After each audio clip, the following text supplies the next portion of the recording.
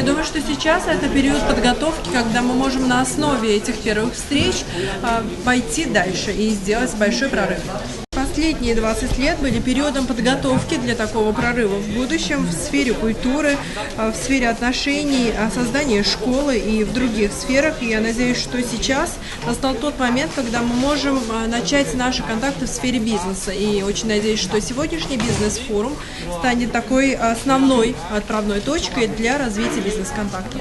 Скажите, вот на ваш взгляд, повлияют ли санкции Евросоюза на развитие арктических территорий России?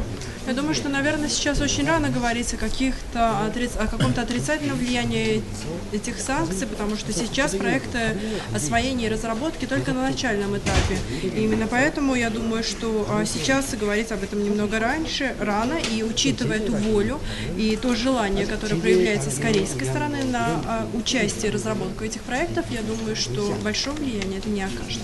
Я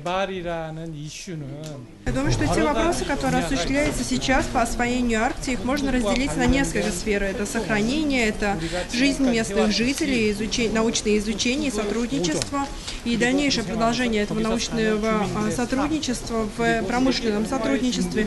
Поэтому я думаю, что в таких сферах санкции не могут повлиять на вопросы освоения Арктики. Это те вопросы, которые были, существуют и даже существовали и во время холодной войны, и я думаю, что будет продолжаться реализовываться подобные проекты в будущем. Но если говорить о санкциях Европейского Союза, конечно, если такая ситуация будет длиться долго, конечно, это будет отрицательное влияние для всех, и мы надеемся на скорейшее разрешение подобной ситуации. Из той государственной политики, которую проводит сегодня наша Российская Федерация, Республика Саха-Якутия и наше активно развивающееся сотрудничество со странами Азиатско-Тихоокеанского региона, с Южной Кореей, с Китайской Народной Республикой, говорит о том, что у нас с вами перспектива освоения Арктики вряд ли может зависеть фундаментально от санкций.